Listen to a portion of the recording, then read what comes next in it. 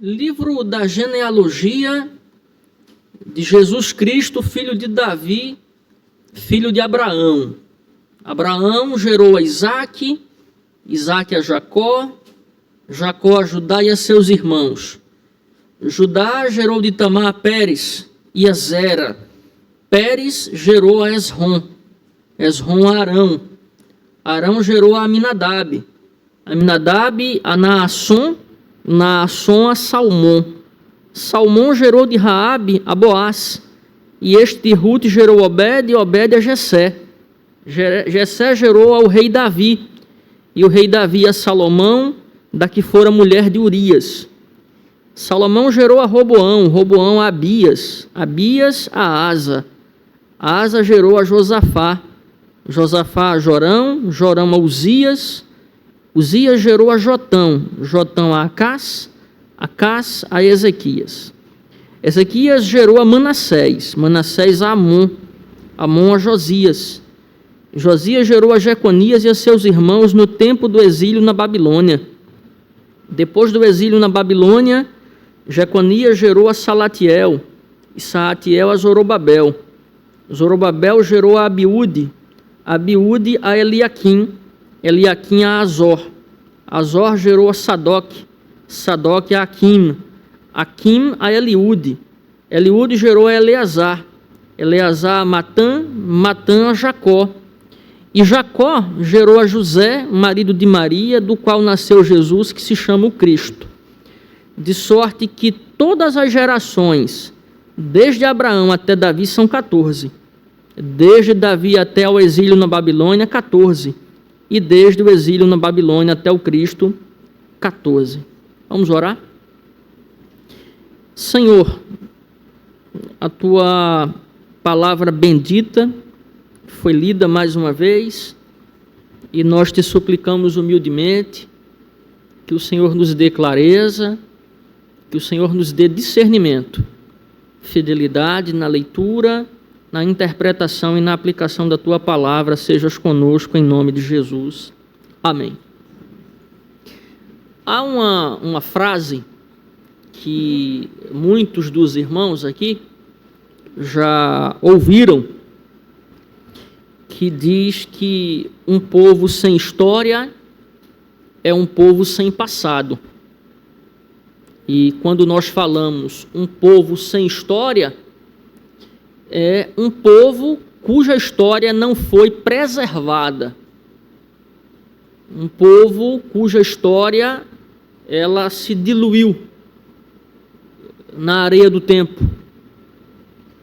Isto quer dizer que quando as memórias de um povo são registradas, o registro do passado nos permite compreender muita coisa. A sua identidade. Eu não sei se você já se fez essa pergunta: quem sou eu como parte de um povo?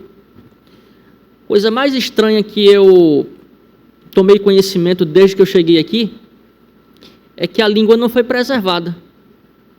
Nem a língua alemã, nem a língua italiana. Eu nunca vi ninguém pronunciar uma palavra em alemão. Eu nunca vi ninguém pronunciar uma palavra em italiano. Eu nunca conheci uma pessoa que pudesse falar.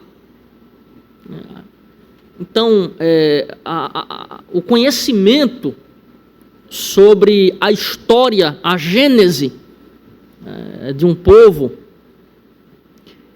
nos permite identificar a sua identidade, suas práticas. Tem uma expressão no direito, a expressão consuetudinário, tem a ver com práticas, com costumes, seus valores. Por que essa faixa de terra aqui é tão conservadora? Você tem que conhecer a história do lugar, dos povos que vieram para cá, para entender por que eles são tão conservadores. Suas crenças, suas crenças, e até mesmo certas questões presentes em nossos dias. Eu tive a curiosidade de perguntar ao diácono Rogério se ele teria coragem, por exemplo, de fazer caminhada aqui em Rio Novo do Sul tarde da noite. Ele disse, a qualquer horário. Uma cidade tranquila, uma cidade que o índice de violência é baixíssimo. Então ele disse que faria caminhada a qualquer horário aí. Vejam, para mim, vir para cá foi um bálsamo, né? Morando na grande cidade durante 35 anos, um índice de violência altíssimo, isso aqui é um oásis.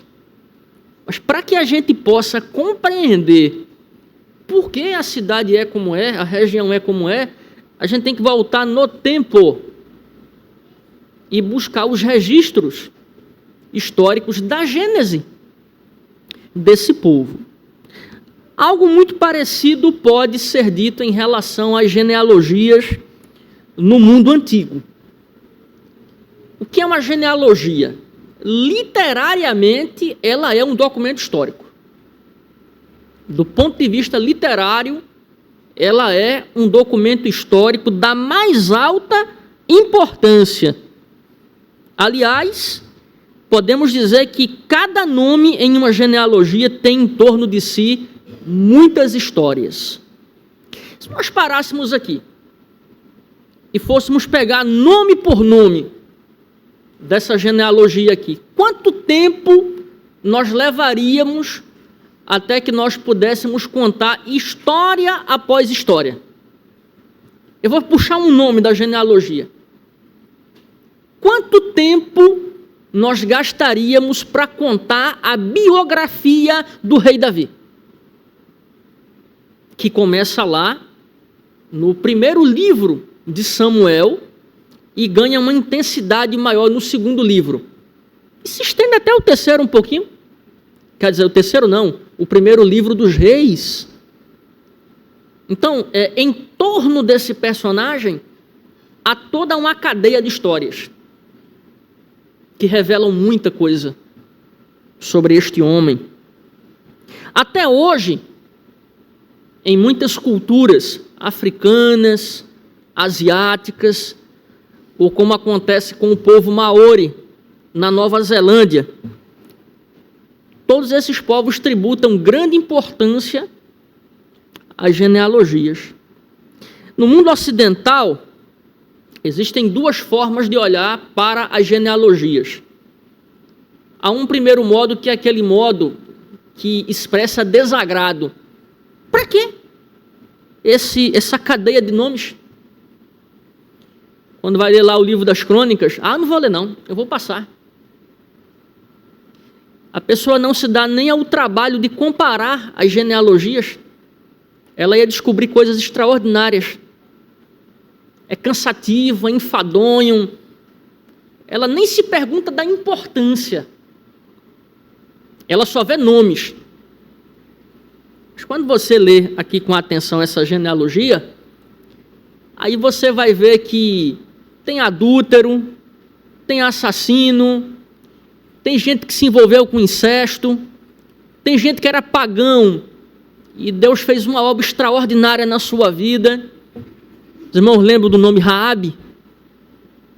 Caíram as muralhas, a casa dela permaneceu em pé. Ela era uma prostituta, mas ela fez exatamente aquilo que Cristo torna possível na nossa relação com Deus. Ela acolheu os espias. Cristo, por meio do seu sacrifício, possibilita que nós sejamos acolhidos pelo Pai. Você já fez essa conexão? Então, não dá apenas para olhar para a genealogia e dizer, é um amontoado de nomes. Porque não é. Depois eu vou falar para vocês qual é a grande tônica da genealogia. Vocês vão ficar surpresos. Mas há também um olhar simpático,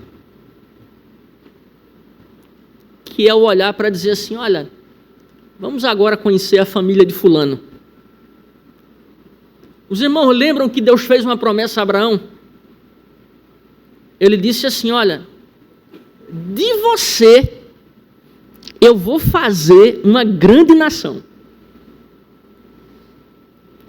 Atribuem, né, a Aristóteles a frase de que em uma semente está contida uma floresta.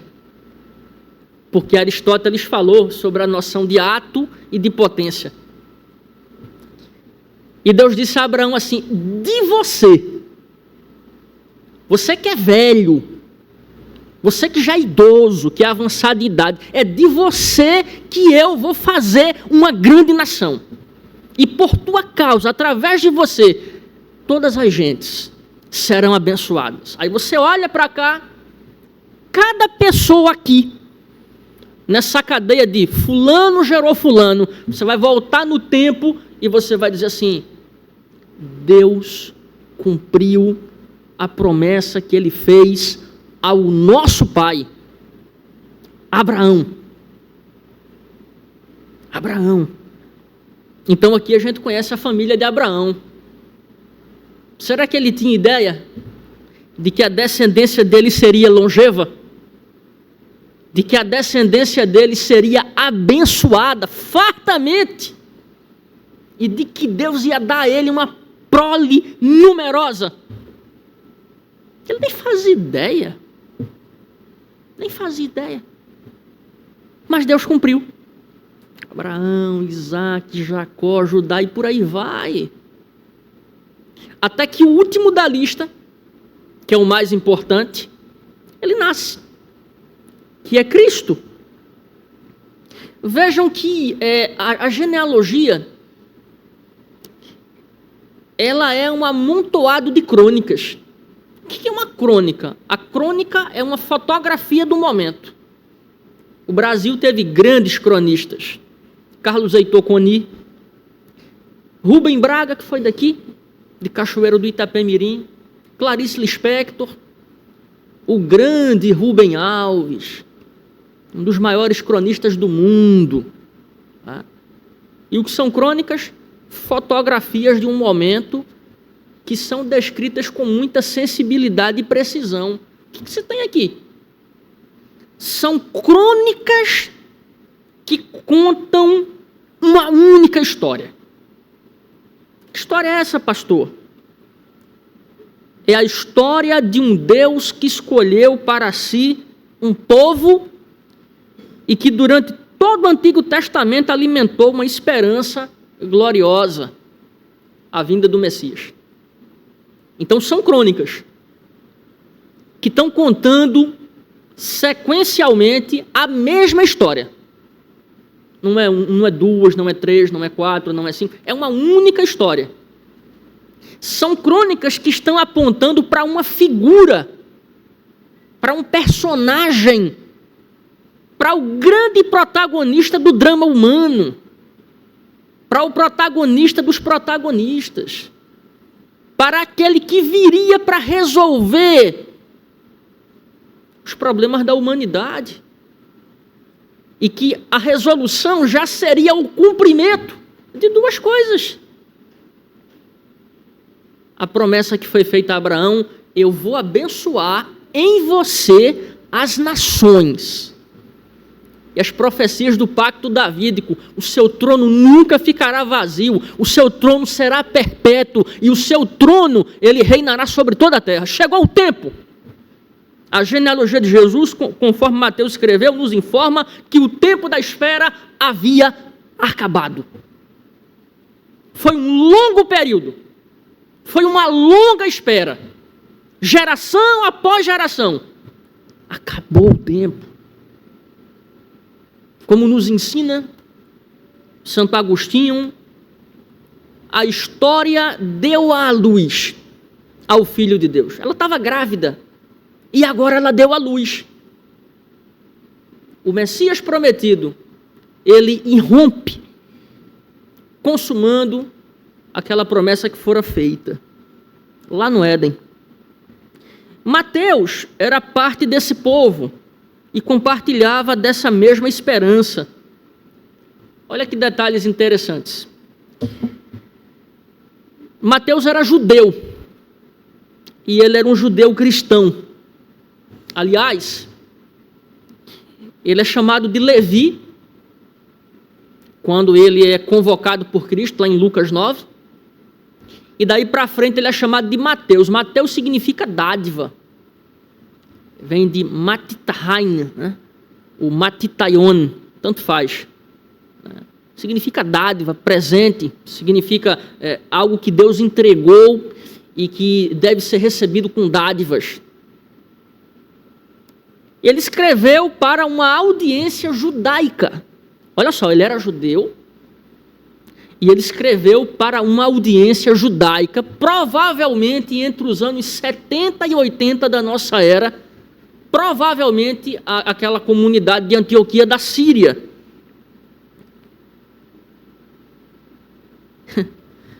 E sua mensagem tinha como centro a vida e a obra de um judeu.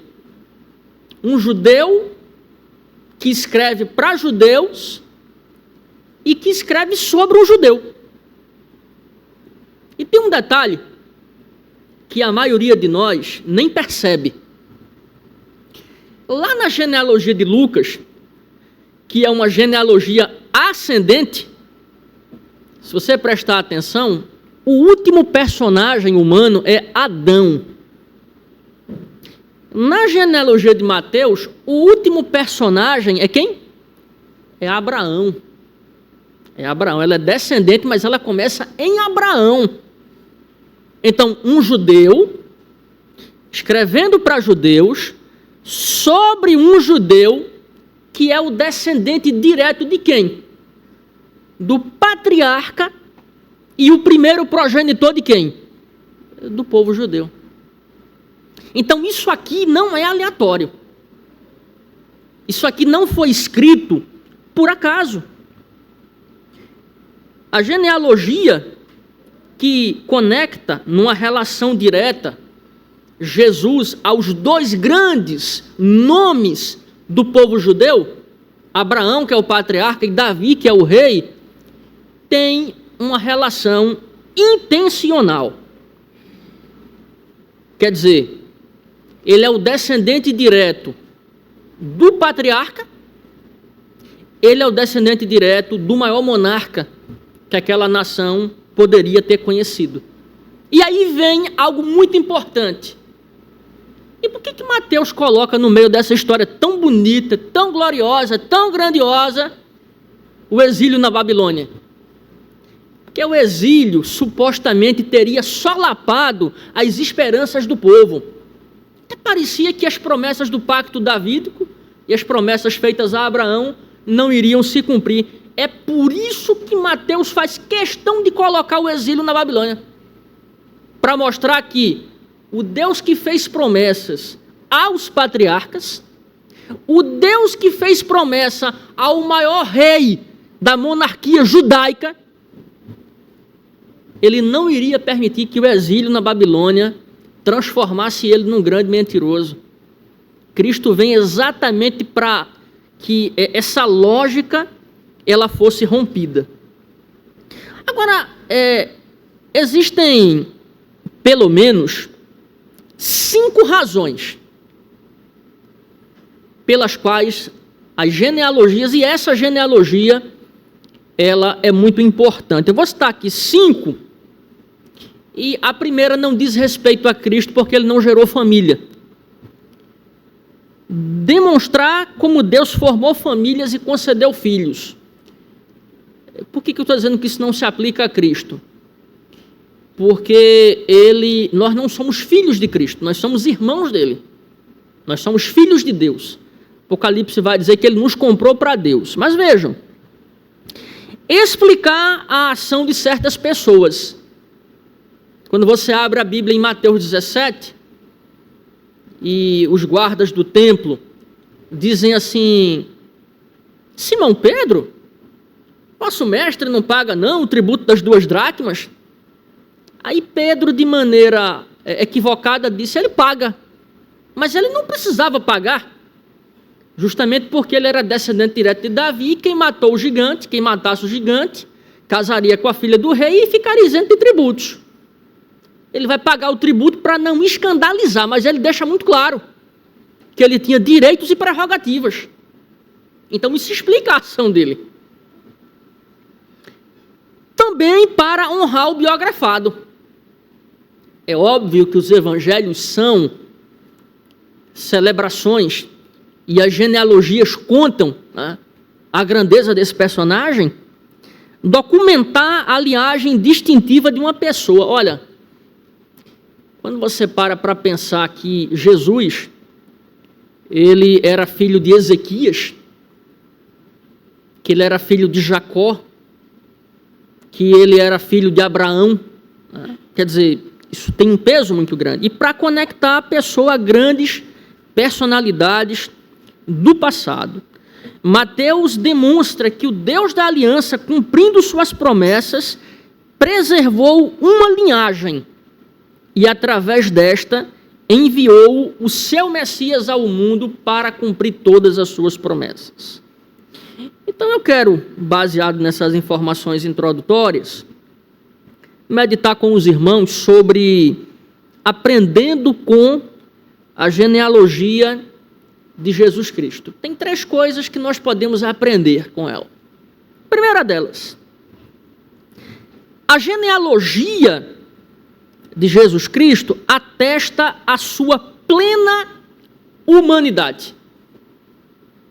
Plena humanidade.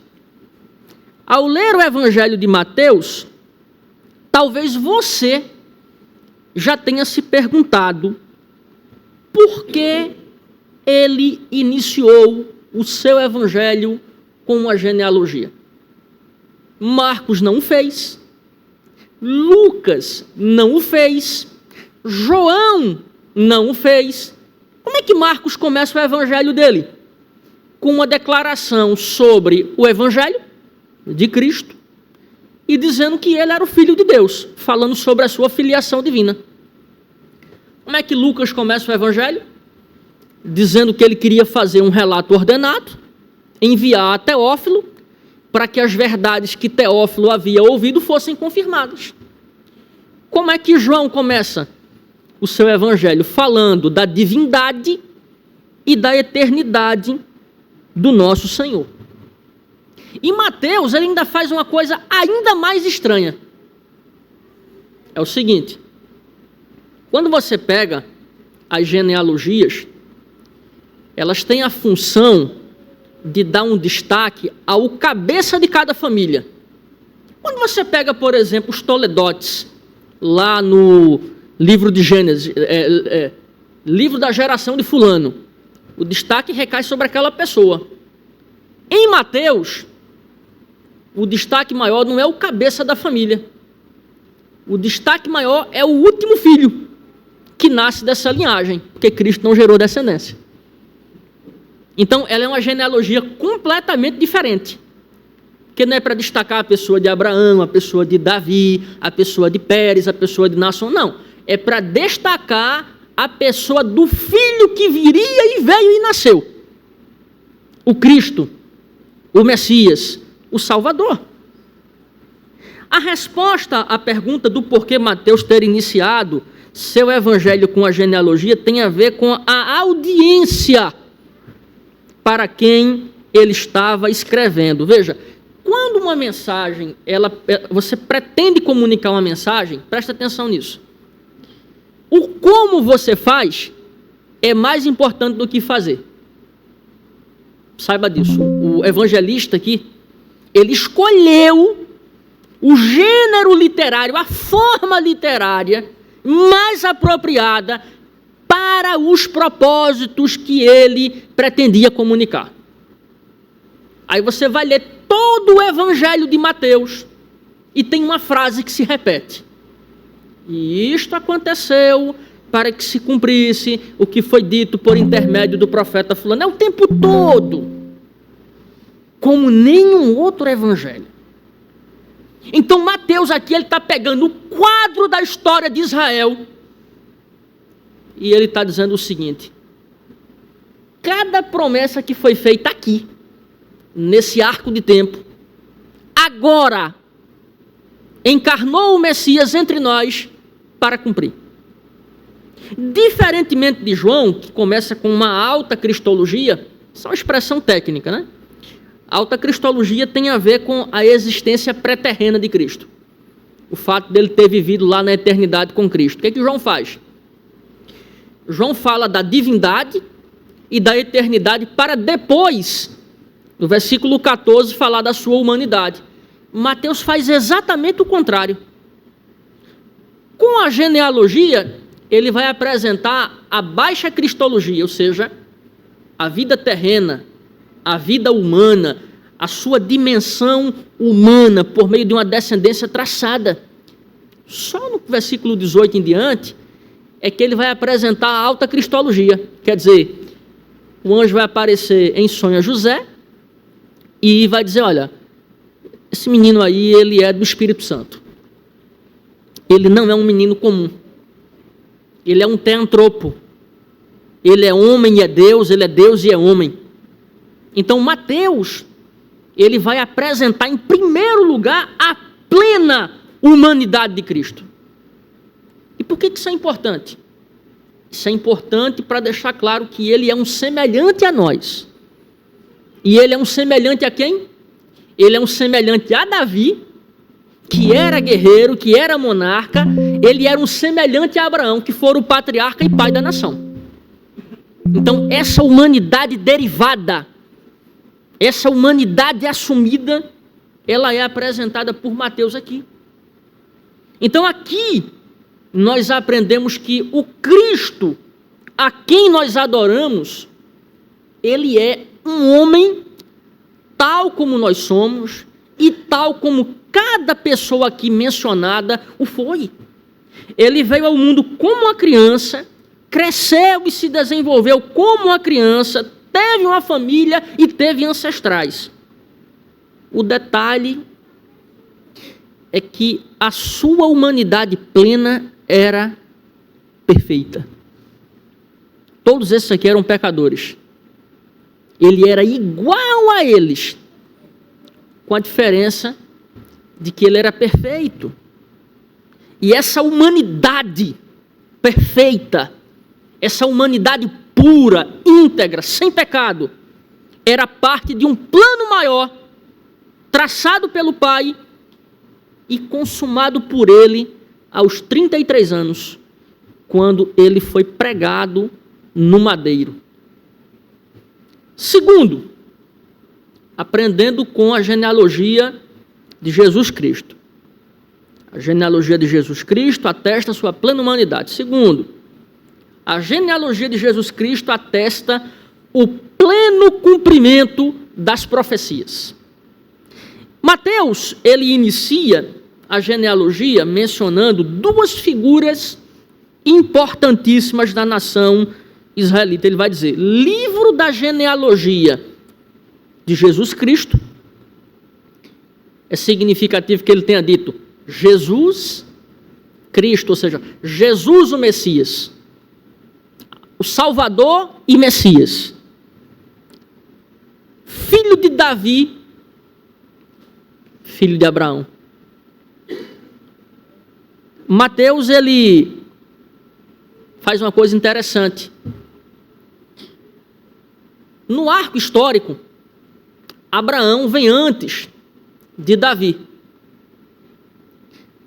No texto ele coloca, filho de Davi, filho de Abraão. Quando você lê o versículo 2, ele inverte. Ele começa falando primeiro de Abraão, e só no versículo 6 é que ele vai dizer assim, Jessé gerou a quem? Ele não diz assim, Jessé gerou a Davi. Não. Ele diz assim, Jessé gerou ao rei Davi, ao monarca, ao dominador. Louvado seja Deus. Então, aqui, o que Mateus está fazendo? Ele está dizendo que ele veio de uma linhagem específica. Uma linhagem que começa com os patriarcas e que atravessa todo o período da monarquia. Ou seja, ele é o herdeiro. Mas ele é o herdeiro de quê? Ele é o herdeiro do trono e ele é o herdeiro de todas as promessas feitas. Interessante que o Senhor fez promessas a Abraão. Eu vou te abençoar. eu vou abençoar a tua descendência. Existe uma terra que a tua descendência ela vai ocupar.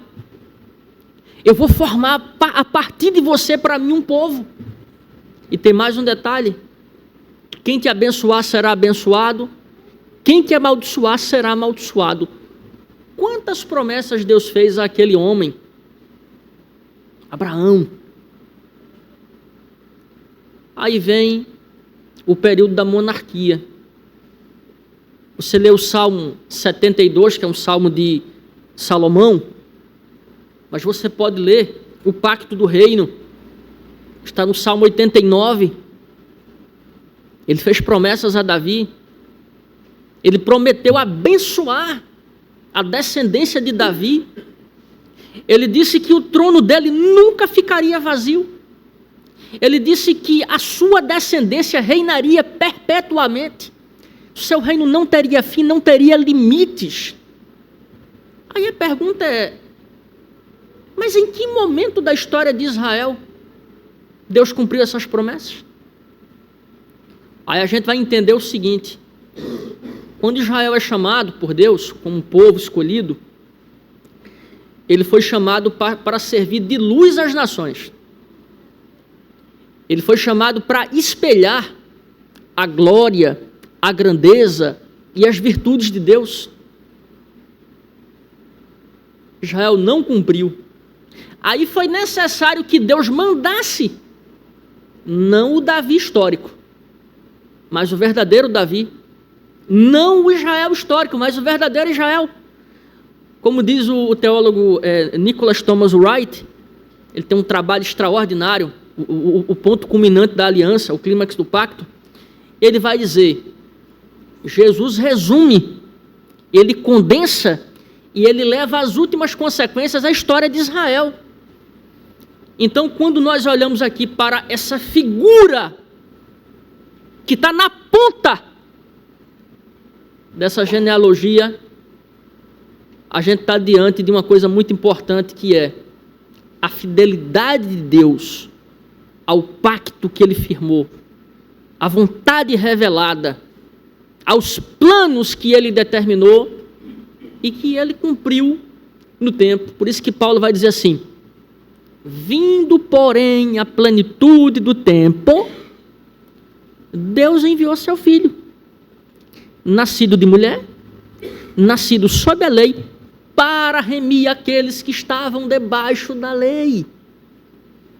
Então, o tempo da espera, como eu falei, acabou. O tempo das profecias serem cumpridas chegou.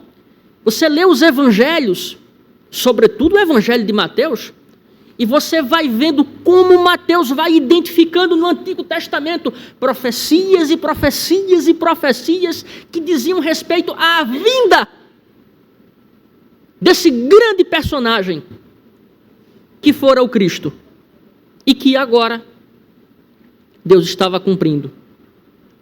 É muito interessante que o exílio foi um golpe duríssimo na vida da nação.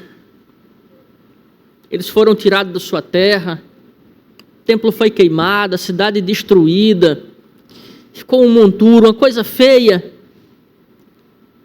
Aí eles saem daquele exílio, voltam, mas eles permaneceram sob o jugo persa. Depois veio o Império Greco-Macedônio, e agora eles viviam o período do Império Romano. Mas isso não impediu que Deus criasse todas as circunstâncias para que o seu filho viesse ao mundo. A língua franca era a mesma, haviam grandes estradas, havia um negócio chamado Pax Romana, a paz romana, tudo contribuiu para a difusão do Evangelho. E tudo contribuiu para que naquele momento específico Deus condensasse o cumprimento das profecias. Para que as profecias fossem cumpridas, tinha que vir o cumpridor. E Deus reservou lá uma aldeiazinha. Até isso foi planejado. Belém Efrata, nem nos mapas aparecia, mas ele cumpriu cabalmente as profecias que ele literalmente pronunciou. Então aqui, nós aprendemos que a genealogia de Cristo é o retrato perfeito da fidelidade divina. E que Jesus Cristo foi e é o símbolo mais precioso dessa fidelidade.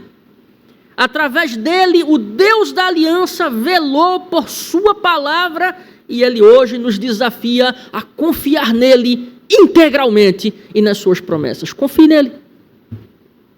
Acredite. Nenhuma das promessas que ele fez a nós deixarão de se cumprir. Então, a genealogia de Jesus Cristo atesta a sua plena humanidade. A genealogia de Jesus Cristo atesta o pleno cumprimento das profecias. Terceiro, a genealogia de Jesus Cristo aponta para o ponto mais alto da história da redenção. Eu já falei aqui que a expressão história da redenção é a história. Mas é a história onde Deus se revela. E onde Deus se revela de maneira redentiva. Eu falei sobre a genealogia, posso falar em relação à história da redenção também. A gente poderia passar aqui o ano todo falando de atos grandiosos. Eu tenho um relato bíblico que me chama muita atenção, que é quando Eliseu, ele pede a Elias porção dobrada. Os irmãos sabem, né, que Elias realizou 8 milagres e que Eliseu realizou 16. Eliseu pede, aí Elias diz, olha, se você me vir quando eu for tomado pelo meu Senhor, minha capa será tua e tu terás porção dobrada. E Eliseu era uma atalaia. O que Eliseu faz? Ele fica ali. Ele pega o manto. Quantas vezes ele atravessou o Rio Jordão? Quantas vezes? 2 vezes. A primeira vez foi lá atrás, quando eles foram ingressar na terra. Tem gente por aí dizendo que as águas do Rio Jordão só foram abertas uma vez, né? Quando os sacerdotes colocaram a planta do pé. Não, elas foram abertas 3 vezes. 3 vezes. E o que é isso? É o Deus que tem controle sobre as forças da natureza. O nosso Deus manda nas águas. Ele ordena, ele determina, ele dá ordem e elas obedecem. Eu poderia contar aqui atos extraordinários. Mas no ponto mais alto, é como se a história da redenção fizesse isso. No topo, no lugar mais alto, tem uma criança. Tem uma criança que nasceu, cresceu, se desenvolveu, virou homem. Quando eu digo homem, é adulto. E ele sofre o suplício, ele morre e ele ressuscita no 3º dia. Quer dizer, a genealogia, ela não vai tratar da morte. Ela não vai tratar da ressurreição. Mas não pode haver morte e ressurreição sem nascimento. O que Deus está dizendo aqui? Eu sou o Senhor e o doador da vida. E a vida que há em mim, ela vai aparecer diante de vocês. Ele disse lá no capítulo 1 de João, né? Ele era a luz da vida. E ele veio a nós. Se você abrir a sua Bíblia, você vai ver que a redenção, ela foi anunciada pela primeira vez em Gênesis 3,15. Quando ali tem uma expressão. Deus diz assim, e porei inimizade entre ti e a mulher. Isso é um juízo contra a serpente. Entre a tua descendência, da serpente, e entre quem? O seu descendente. Aquele descendente ali, que esmagaria a cabeça da serpente, veio ao mundo como uma criança. Ele nasceu como um bebê. Estava olhando agora o Kane ali com o menininho dele, nosso irmão Henrique. É o retrato fiel, né? Jesus veio ao mundo assim também, para esmagar a cabeça de Satanás. Aí você vai ver que essa história que eu falei, né, é uma história. É a história do Deus que se revela, que vai formar um povo e que vai dar uma esperança, com um amontoado de crônicas, né? Ela pode ser dividida em 6 períodos. As origens, Gênesis 1 a 11. Os patriarcas, Gênesis 12 a 50. Os legisladores, Moisés e Josué. Os juízes, Gideão, Sansão, o último juiz foi Samuel. A monarquia, e depois da monarquia, o período do exílio. O que Deus faz para se revelar de maneira redentiva? Ele levanta grandes homens. Qual é o detalhe? Todos pecadores. Todos falíveis. Nenhum comparável a Cristo. Nenhum semelhante a Cristo. Todos eles falhos. Aí, o Senhor vai, então, e como eu disse, ele levanta homens e mulheres, né? Vamos falar um pouquinho de mulheres também, né? Ele levanta uma mulher como Sara, ele levanta uma mulher como Débora, ele levanta uma mulher como Ruth, né? Ele levanta uma Raabe para se revelar, para se mostrar grandioso, para que através dessas vidas o seu poder pudesse resplandecer. Então aqui a gente vê que Deus ele tem os seus caminhos. No versículo 17, você vai ver que ele muda a forma literária. Do 1 ao 16, ele usou uma forma literária que é a genealogia. Versículo 17, ele vai mudar a forma literária, ele vai usar o sumário, precisa chamar de sumário. De sorte que todas as gerações de Abraão até Davi são 14. De Davi até o exílio na Babilônia, 14. E desde o exílio na Babilônia até Cristo são 14. Eu não sei se você percebeu, mas 14 é o dobro de um número que no mundo antigo tinha um alto simbolismo, que é o número 7. É perfeição, é completude e também totalidade. Então, o que o autor ele está dizendo aqui? Ele está dizendo o seguinte: você tem 6 cadeias de 7 gerações. Começando com quem? Com Abraão. E no final dessas 6 cadeias de 7 gerações, você tem alguém que é maior do que Abraão. Você tem alguém que veio fazer o que Abraão não podia fazer. E você vê alguém que é maior do que todos os seus progenitores. Então, quando você pega a história de Davi, Davi não foi maior do que Abraão, em hipótese alguma. Abraão é o pai da fé. Mas Cristo era maior do que Davi e do que Abraão. Por isso que ele é o ponto alto. Por isso que eu falei, a genealogia de Cristo, o destaque não está naquele que começa a genealogia, está naquele que termina. Aquele que nos livrou da morte e da condenação, viveu a nossa vida. Nem imagine que a humanidade de Cristo é diferente da nossa. Ela é igualzinha à nossa, com a diferença de que ele não tem pecado. E ele veio para viver a nossa vida. Ele sabe o que significam as dores, as provações, os medos e as tristezas humanas. Mas ele triunfou sobre tudo e sobre todos, e ele nos fez uma doce promessa: eis que eu estarei convosco todos os dias. Sem a encarnação não haveria morte e ressurreição.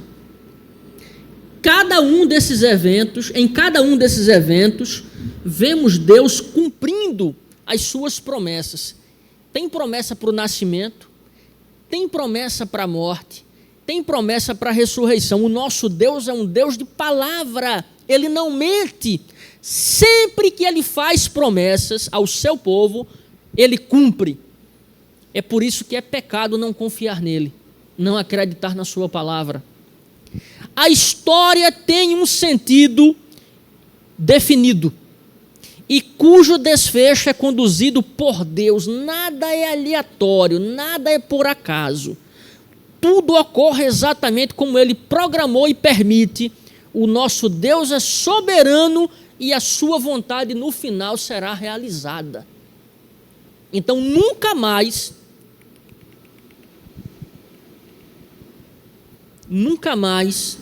você lerá a genealogia de Jesus Cristo da mesma forma.